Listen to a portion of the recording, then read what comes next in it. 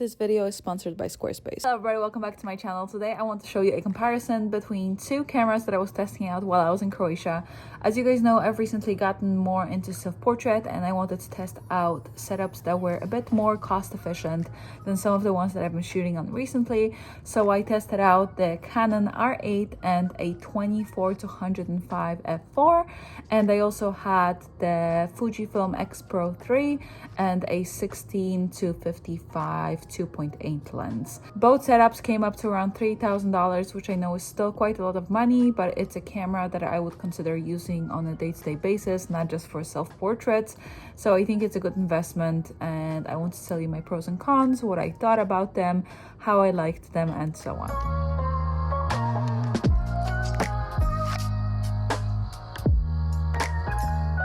Morning, I am up and going to take some photos. We tried to get up relatively early. It's like 8-ish. It took me a while to get ready.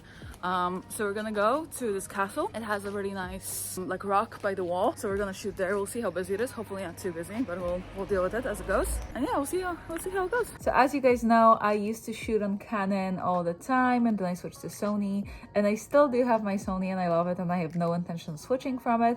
However, I am also not dependent on a single brand, and I like to test out new gear, so I thought getting the R8 would be a nice way to see if the full frame is actually worth it for the money. I think the camera is pretty well priced. It's $1,400 or around there for a full frame camera that is brand new, so I thought it was a really good price point to get into full frame.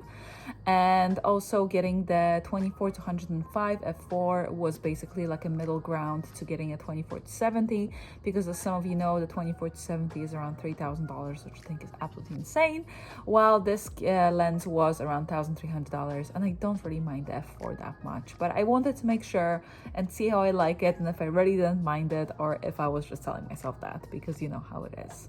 On the other hand, I have the Fujifilm X-Pro3 that I've tested out in Costa Rica already, and I really loved. It does give you more of the film kind of vibe. I used the 16-55 lens with it at 2.8, which is a really good investment, and the lens itself was pretty affordable. I think it's around $1,100. So overall, the setup is really good. I think the main qualm that I have with Fuji is their lack of video options. So if I do decide to do video, it's kind of more difficult to do it on the Fuji versus the Canon, but that's something that I'll be testing out, and we'll see how it goes. So this is Henrietta.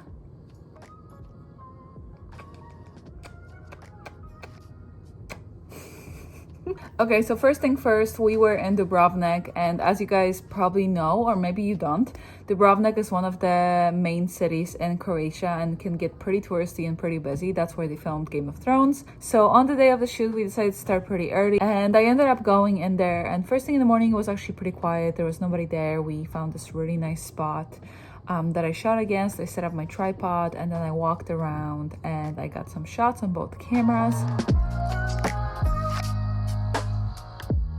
I was shooting on JPEG on the Fuji because I really like their color profiles and the film stimulations. I really like the fact that I have to spend way less time color grading any of the images, if at all, because I can just deal with it and just like set it up in camera, which I think is pretty convenient. I think the camera still struggles quite a lot with focusing, and I think in general, Fuji is not supposed to be like the best focus camera. And to be honest, with most of the time, I don't really mind it. Even when it comes to self-portraits, I think they have a really nice vibe. I love how they look. However, it is something to consider if you are using it as a day-to-day camera. It is not going to be 100% reliable with focus. Saying that, at the same time, when I was using the Canon, I noticed that it was struggling to focus whenever my face wasn't in the shot. It does have a really good face detection. However, as soon as it turned around and my face wasn't in, it would literally just go out of focus immediately, which was really frustrating because I had some really nice shots from the back with like my hair blowing and whatnot, and it was just out of focus and I couldn't really use it. So that's something that was kind of annoying as well. I don't know if there's like settings that I can change that I don't really know how to yet, but it is something that I've noticed straight away. It's very interesting because I did a little experiment where I color graded 2 images from this part of the shoot side to side to see if people could tell which one was Canon and which one's Fuji. And funny enough, majority of people got it wrong, so you can definitely do it with color grading. However, I do have to say that it took me a while to color grade the Canon to look like Fuji, so definitely keep that in mind, but it is definitely doable. It's just something that you have to play around with and kind of figure out on your own. I definitely love the fact that Fuji has such a heavy film aesthetic and just the vibe of the camera itself. The fact that it's pretty affordable. The X-Pro3 is not the cheapest camera to get. I think it's around $2,000, but I know that there's X-T5 and all the other ones that are significantly cheaper. You can pretty much get a pretty solid Fuji setup for less than $2,000. And I think it's pretty impressive. I really do like it about the cameras.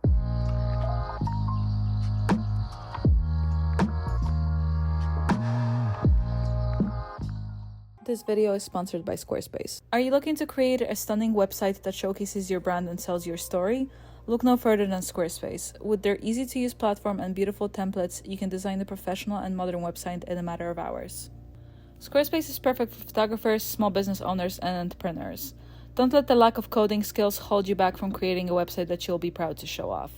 There are hundreds of fully customizable templates to choose, so you can really make it your own.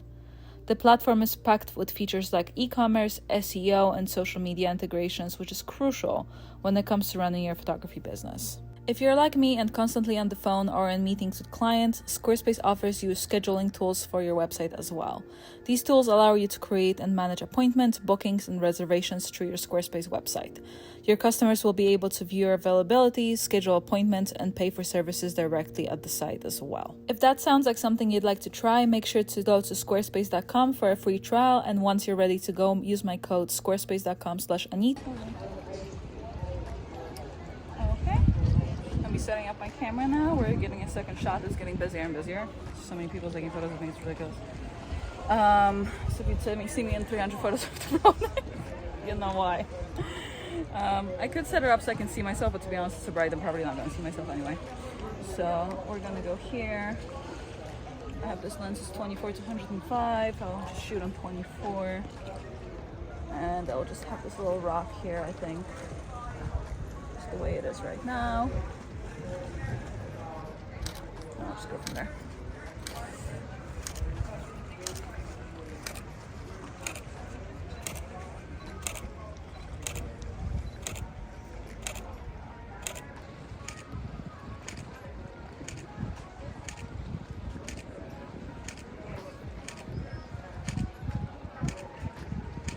I'll pause here. I'm running out of shots. It's very specific of what I can do.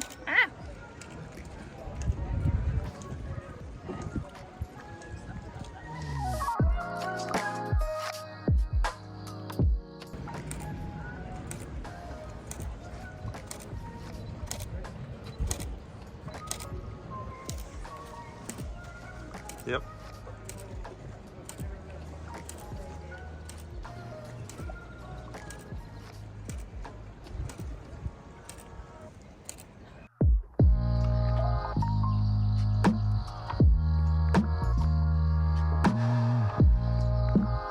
Okay, so I made the rookie mistake and I didn't charge neither one of my cameras, so they kind of died midway through.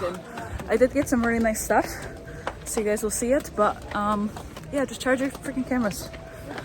So, okay, so pretty funny. I was just walking by a bunch of people with cameras and it was a Sony tour. So there's probably a lot of international Sony people that now have my photo. Interested to see what it looks like. I'm gonna get some breakfast now. I'm pretty exhausted. There's a lot of people taking photos, which is really annoying, especially when you're not super comfortable in front of the camera. Just knowing that you have a bunch of people taking your photo and like filming you. There was one dude that was literally filming the entire time. I eventually just started taking photos of him because I was like, you know what? If you can do it, I can do it too. It is obviously part of the job, but it's also kind of inconsiderate to just like keep filming, you know, just like take a few seconds and move on. Don't just stand there and film the entire thing. I mean, making everybody uncomfortable basically. So yeah, I'm gonna get some breakfast, charge my cameras, and I'm going to go back to the beach in the afternoon and take some more photos there. And we'll see how it goes, but so far so good. One thing that I struggle with the Fuji is the fact that it doesn't have the video capabilities that the Canons and the Sonys have. So that's something to definitely keep in mind, and that's something that has been stopping me from purchasing the Fujifilm before, because I do use it so heavily for content creation. I use it for filming. All my cameras are kind of like overall cameras, you know. I wouldn't really buy a camera that is just video, and I wouldn't buy a camera that is just photo. Another thing though that I do like about the Fuji is the fact that the camera is so lightweight. I love the fact that it's small, it's compact, I can bring it with me anywhere. I actually ended up bringing the Fuji with me into a lot of places, and I took some really nice landscapes and just kind of touristy photos that I never usually do, because I usually never have my camera on me. I usually use my iPhone, but because the camera is pretty small and compact and portable, I was comfortable to bring it with me and take photos of just whatever I see, which was kind of nice and refreshing. Overall, looking at the photos, I almost prefer the Fuji, and I think that's to do with color grading and how the images look straight out of the camera, which I really love. However, saying that, I think the focus was definitely lacking in comparison to the Canon. The Canon's pretty easy to set up. You also have the flip-up screen, which the X-Pro3 does not have. I know the X-T5 does, which is really nice.